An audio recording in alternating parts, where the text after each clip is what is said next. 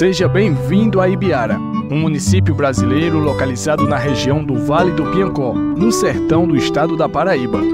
Neste documentário, mergulharemos no passado para desvendar as origens dessa terra e sua rica história. Terra que tem dono, a história do município de Ibiara. Em 1874, chegaram ao local Joaquim Lopes Ribeiro e sua esposa, construindo a primeira casa no sítio que denominaram Poço do Cavalo. A habitação servia também de pousada para tropeiros e viajantes em trânsito na região. Com o tempo, foram edificadas outras casas, até formar um pequeno arraial. Em 31 de dezembro de 1943, o arraial foi transformado em distrito com a denominação de Santa Maria, subordinado ao município de Conceição. Foi elevado à categoria de município com a denominação de Ibiara em 17 de abril de 1959, desmembrando de Conceição. Chegada dos primeiros habitantes. Os primeiros habitantes que chegaram aqui, onde hoje é o território de Ibiara, temos algumas versões, né? O que se conta na história tradicional é que Joaquim Lopes Ribeiro e Maria Lopes Ribeiro, sua esposa, chegaram a esse território ao final do século XIX, né? E construíram sua residência, fizeram de sua casa pousada para os viajantes que passavam, né? Joaquim Lopes Ribeiro e a sua esposa, Maria Lopes Ribeiro, vieram do estado do Ceará, ficaram aqui à margem do rio Santa Maria, que até então não tinha esse nome, era um riacho, era um rio, e eles construíram uma pequena casa. Bem ali onde hoje é a escala, construíram uma casinha de taipa. Isso era viajante, que naquela época tinha muito, não tinha estrada de carro, né? E eles construíram essa casinha, que depois, no futuro, ela foi servindo de rancho para aos comboios de animais que ali passavam. O centro comercial nessa época era Campina Grande. E as pessoas iam de animal para cá, para atravessar também para o Ceará. Os primeiros vestígios da ocupação de Ibiara datam de 1874, quando o casal Joaquim Lopes Ribeiro e sua esposa chegaram ao local onde hoje se encontra a cidade de Ibiara. Lá se reuniam para rezar novenas, para conversarem. Por ali passavam os transeuntes. O território onde hoje é Ibiara teve também outras pessoas que residiram nesse local, que a história, né, ainda não conta, mas que em pesquisas posteriores pode-se colocar isso. Quando estudamos história, a gente entende que as pessoas, nesse processo de exploração e colonização dos lugares, elas não chegam à toa nos lugares, elas não vão velejando e decidem parar em determinado local e por ali ficar, né? Tudo tem uma intenção, um objetivo, um propósito. Então, assim, Joaquim Lopes, ele não chegou aqui do nada, né? Por isso que antes disso, existiram outras pessoas, como temos os indígenas, que no caso, igual à história do Brasil, foram os primeiros habitantes. Pelos índios Icós.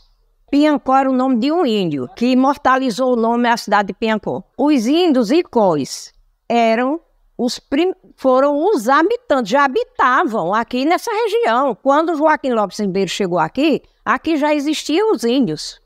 Então, Joaquim Lopes, ele não foi um dos primeiros habitantes, mas foi aquela pessoa que, a partir dele, Ibiara começou a se construir, né? O senhor Joaquim Lopes Ribeiro, natural de Missão Velha, Ceará, descendente de caboclo, tornou-se desbravador na época que Dom Pedro II concedia sesmaria para aqueles que ocupavam terras desertas. Em 1876, 2 anos mais tarde, o senhor Joaquim Lopes Ribeiro ocupou as terras que se encontra a cidade de Ibiara. O então governador da capitania da Paraíba concedeu uma sesmaria na data Deus te ajude no deserto, com posse firmada no lugar denominado Poço do Cavalo. Joaquim Lopes Ribeiro faleceu no dia 29 de dezembro de 1895 em sua própria residência e foi sepultado em sua capela, hoje a Igreja Matriz Nossa Senhora do Rosário de Ibiara. A senhora Maria Lopes Ribeiro, também natural de Missão Velha, Ceará, descendente de portugueses, casou-se com Joaquim Lopes Ribeiro, com quem teve 12 filhos e enorme descendência. Ela faleceu em 1927. Um cidadão chamado Aleixo Pinto Ramalho, que teve sua fazenda denominada Poço do Cavalo, que no caso é o primeiro nome dado a esse território onde hoje é Ibiara. E Aleixo, ele tinha escravos, né, desenvolveu sua fazenda, tinha sua família, possuía escravos, já que no século XIX o Brasil era um país da escravidão, né? Carrega isso em sua história. E, consequentemente, após sua residência aqui, onde hoje é Ibiara, tenha se chegado a conhecimento de outras pessoas, né, que esse território era propício para a agricultura, tinha um rio próprio, né, para esse desenvolvimento e criação de gado, e propiciar esse desenvolvimento, a de fato se tornar uma vila, né, ter aquela questão religiosa de fundação de uma capela e desenvolvimento do comércio, da feira e chegada de outros habitantes também. Vinha a cavalo do Pernambuco, Ceará. Antigamente o povo andava de cavalo e eles vinham cansados, tinha muitas árvores e eles arriavam os cavalos e ali iam dar água, iam dar banho nos cavalos, e eles deitavam à sombra daquelas árvores para descansar um pouco, até chegar a hora de continuar a viagem. E daí surgiu a vontade de Joaquim Lopes Ribeiro de construir uma capela, porque a casa dele já estava pequena para o movimento das novenas, dos acontecimentos da igreja. Então ele resolveu construir uma capela. Os Lopes que deram início a Ibiara, mas disse que tinha uma família Ramalho que já morava por perto. E Dona Maria conheceu e através deles decidiram fazer uma capela. Poço do Cavalo, né, no caso dessas duas versões, seguindo a versão de que Aleixo Pinto Ramalho esteve antes de Joaquim Lopes, a fazenda dele era denominada Fazenda Poço do Cavalo, porque conta-se que existia um poço, possivelmente um açude até, que era usado para dar água aos animais dele e também às pessoas que passavam. Já na versão de que Joaquim Lopes foi o primeiro, conta-se que ele chegou e denominou esse nome Poço do Cavalo, também porque passavam muitas pessoas, muitos viajantes, e ali deixavam seus cavalos descansando para beber água. Tinha o poço no rio e o povo cuidava dos animais. Naquele tempo vinha de 8, 10 comboios de Campina Grande, porque ele não podia andar sozinho, né? Ele ia com aqueles animais e parava ali para descansar. Para ir se identificar de um para dizer ao outro, como era, já dizia, eu vou ficar hoje à noite, vou pernoitar no Poço do Cavalo. Por que Poço do Cavalo? Porque os cavalos bebiam e lá banhavam eles também, né? Daí então ele juntou-se a um amigo dele, por sinal chamado-se Luiz Pinto, e foram para o Recife, no lombo do cavalo, comprar a imagem e o sino para a capela. A história que tem é essa, né? De que esse sino foi trazido a cavalo por as pessoas que aqui já moravam, mas acredito que falta ainda essa pesquisa, né? De fato, como foram trazidos esses objetos, né? Quem teve essa ideia, com que dinheiro foi comprado, né? Já que, assim, não tinha essas fontes de renda, não eram tão altas, né? Já que dependiam da agricultura. Quem comprou, quem pagou, né? Então, acho que ainda necessita de uma pesquisa sobre isso. Então eles trouxeram a imagem e trouxeram o sino. Daí colocaram na capela. Sem dúvida teve festa, né? Na chegada da santa. os primeiros badalados do sino, né? Daí o povo já se animou mais, o povo já ficou mais alerta, despertou mais o sentido religioso. Daí, Ibiara, que tinha o nome de Poços do Cavalo, né? Porque Poço do Cavalo, por quê? Por conta desses transeuntes que eu falei que passavam a cavalo. Então passaram a chamar Santa Maria. E Santa Maria por conta da imagem que eles compraram no Recife. E o rio passou a ser chamado Santa Maria também.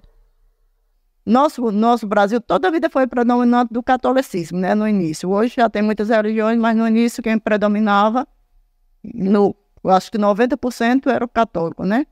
Toda a cidade quase, até onde eu sei, se originou de começando por uma capela, né, uma igreja. E assim fizeram essa capelinha. Quando fizeram a capela, decidiram dar o nome a Santa Maria. E passou muito tempo com o nome Santa Maria. Após, né, isso e a chegada de outras pessoas, como também Padre Manuel Otaviano, que foi uma das pessoas muito influentes na cidade, deu-se o nome de Santa Maria, em homenagem já uma homenagem religiosa, né, no sentido mais religioso à cidade. Quem foi buscar essa imagem, meu pai contava em Recife, de a cavalo, foi Pedro Ramalho, essa família que aqui já se encontrava quando esse casal fez essa casa. E assim, isso foi por volta de 1910, essa capela, e já na década de 30, essa capela foi transformada nessa paróquia. Já tinha várias casas, porque cada capela tinha o seu patrimônio, o povo chegava e ia construindo aquelas casas. Era um terreno fértil e muito próprio para a agricultura. E assim foi chegando outras famílias e se tornou um povoado. Depois, já nessa década de 30, transformou a capela numa igreja, que é a igreja de Nossa Senhora do Rosário. E dessa capela, né, com a compra da Santa, lá no Recife, e depois foi demolida e erguida a igreja que ainda hoje existe, Igreja Matriz. E uma das coisas que eu tenho mais orgulho ainda de falar, que meu pai trabalhou naquela construção da igreja. João Alves de Souza, que era meu pai. Aquela cruz, quando foi para botar lá, ninguém teve coragem de subir. E só meu pai foi que subiu para colocar lá na torre da igreja. Os moradores do arraial eram todos católicos e com grande devoção. Se reuniam todos os dias na casa do senhor Joaquim Lopes Ribeiro para rezarem as novenas e pagarem suas promessas. A devoção foi aumentando com tanto fervor que no ano de 1891, juntos tiveram a ideia de construir um templo apropriado para suas orações e, em forma de mutirão, trabalharam incansavelmente. Não levou muito tempo e no ano seguinte, em 1892, estava concluída a capela de Nossa Senhora do Rosário. Foi passando-se os tempos, o povoado aumentando. Depois, na década de 50, construíram aquela escola, porque funcionava uma salinha de aula por ali assim, na casa de uma pessoa. Começou já a funcionar. Foi construída a primeira escola construída em Ibiara, eu funcionei. Meu pai também trabalhou lá. Naquela época, não podia ter duas cidades com o mesmo nome. Então, no Rio Grande do Sul, já havia uma cidade com o nome Santa Maria. E era mais velha do que a nossa Santa Maria, aqui da Paraíba. Então, por lei, que vocês encontram na cartilha, essa lei, está registrado na cartilha, a lei que obrigou a mudar o nome de Santa Maria para Ibiara. Aí colocou o nome de Ibiara, que significa terra que tem dono. O topônimo de Ibiara tem referência indígena, pois é um vocabulário tupi-guarani com o significado de terra que tem dono, em homenagem aos índios coremas e icós, da família dos cariris, vindos do estado do Ceará, se radicando aqui na região onde hoje se localiza Ibiara. Essa foi uma sugestão do ilustre filho desta terra, o padre Manuel Otaviano de Moura Lima. Porque antes de todo mundo chegar aqui nessa região, já era habitado pelos índios. Pelo fato desses índios já morarem aqui ter sido uma terra habitada, descoberta, habitada pelos índios, então o padre Manuel Otaviano achou por bem colocar um nome indígena em Ibiara. Como vocês sabem, que o nome Ibiara significa terra que tem dono, na língua indígena. Na época, muita gente não gostou dessa atitude de mudar o nome, tirar o nome Santa Maria, era um nome muito querido, né, o nome da santa, mas foram obrigados e mudou para Ibiara, o qual até hoje, né? Emancipação política de Ibiara. A vila de Ibiara teve um acentuado desenvolvimento na agropecuária, no comércio e também populacional. Os filhos de Ibiara e os líderes políticos locais se empenharam pelo movimento e solicitaram ao governador Pedro Moreno Gondim, com suficiência e acordo socioeconômico, a sua emancipação política. O governador Pedro Gondim realiza com a sanção do projeto que criou o município de Ibiara, em 16 de abril de 1959, a maior aspiração do povo da nova unidade municipal. O ato foi publicado no dia 17 de abril de 1959 pelo Decreto de Lei Estadual de número 2041.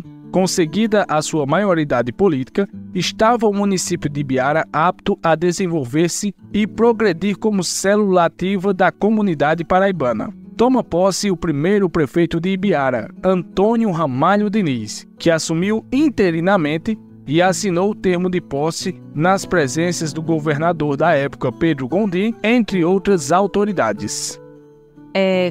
Quando se instituiu, né, o distrito Santa Maria, pertencente ao município de Conceição, muitas pessoas influentes já na política, né, como Antônio Ramalho Diniz, o próprio padre Manuel Otaviano e Job Rodrigues Ramalho, que hoje é o nome da Casa de Vereadores, né, em homenagem a ele, e muitas pessoas criaram esse movimento, né, de independência da cidade de Conceição, já que Ibiara, né, a Santa Maria no caso, já tinha algumas coisas próprias de si, já tinha sua feira, por exemplo, né, já tinha essa capacidade de tornar-se independente de Conceição. Daí veio o movimento para transformar um povoado em cidade. Nessa década de 50 já tinha essa escola, tinha farmácia, tinha uma loja de tecido que era do seu Manuel Arruda, também bem ali. Hoje, a loja do Manuel Arruda eu cheguei a conhecer, onde é a farmácia de Naldo hoje. E era o que predominava aqui naquela época, a agricultura, né? Algumas casas de farinha e já tinha gente também por perto. Depois disso aí, levaram para o governador, que na época era Pedro Gondim. Ele assinou e veio fazer essa emancipação em Ibiara. Foi uma festa assim que marcou a população, que a gente não tinha costume de ver isso. Então, certo, nesse tempo eu era pequenininha, minhas irmãs que me passavam, né? Eu nasci em 54. Onde, em 1959, Ibiara torna-se cidade. Sim, a emancipação política foi um movimento muito grande. Você sabe que toda cidadezinha pequena estava passando da cidade, estava se desligando, né, dos seus municípios. Então, não foi diferente para Ibiara. Os filhos de Ibiara, inclusive o padre Manuel Otaviano e outros filhos ilustres. Personagens que se destacam na história de Ibiara. Falando da história política de Ibiara, como historiadora, eu não destacaria somente prefeitos ou vereadores como personagens políticos importantes. Claro que são importantes, mas particularmente, estudando a história de Ibiara, personagens políticos que acredito que foram e são importantes para a história do município, foi Padre Manuel Otaviano, né, além de personagem religioso também, e Maria Ivonete, Dona Netinha. Por quê? Dona Netinha, em um período assim ainda da história, em que a mulher não tinha lugar na sociedade, né, tinha apenas o lar como seu lugar, ela destacou-se politicamente sendo prefeita de um município do sertão da Paraíba, né, entendendo assim que existe uma cultura muito patriarcalista, machista, mas ela acabou se destacando politicamente. Não estou falando da forma que teve o seu governo, como foi que ela governou, mas de chegar a esse patamar, de ocupar um espaço como prefeito, ocupar esse espaço político em uma cidade do interior do sertão.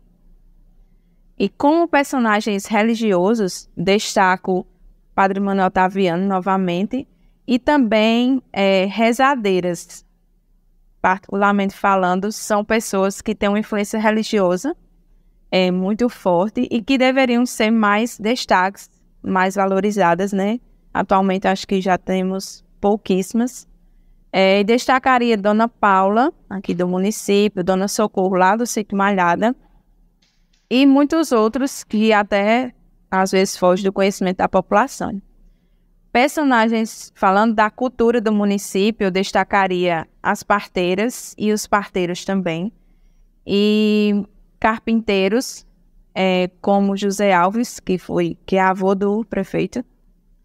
E também os agricultores, que realizam essa leitura da natureza, tem essa intimidade com a natureza forte, né? Como, por exemplo, alguns fazem a leitura da previsão de chuvas, né? Observando a natureza, os animais. Então, eles têm essa habilidade, essa inteligência, essa intelectualidade e intimidade com a natureza. Então, eu acredito que eles são personagens muito importantes, culturalmente falando. E também um personagem chamado Israel Rodrigues, que foi um parteiro, né? Parteiro, farmacêutico, dentista, e aqui do município. Acredito que a Feira Livre foi um dos pontos que fez crescer Ibiara, que nessa questão do comércio, de ser uma terra produtiva, de ser uma terra próxima a rios, né? Ibiara entre rios, propiciou esse desenvolvimento da Feira Livre. Tanto que se a gente conversar com pessoas que viveram essa Feira Livre na década de 40 e 50 e vivem essa Feira Livre que nem existe mais hoje, elas diriam e dizem que era uma feira em que tinha muitos comerciantes, as pessoas, era como se fosse um evento na cidade, né?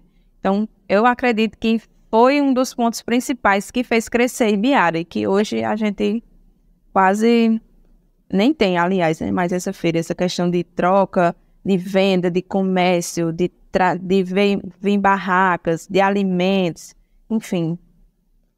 As primeiras casas, né, falando de Aleixo Pinto Ramalho, possivelmente a residência, a fazenda dele, iniciava-se, a casa principal da fazenda era onde hoje sítio ali próximo à Piranha, o açude da Piranha, onde hoje é de Dio, mais ou menos por ali. Era a residência dele.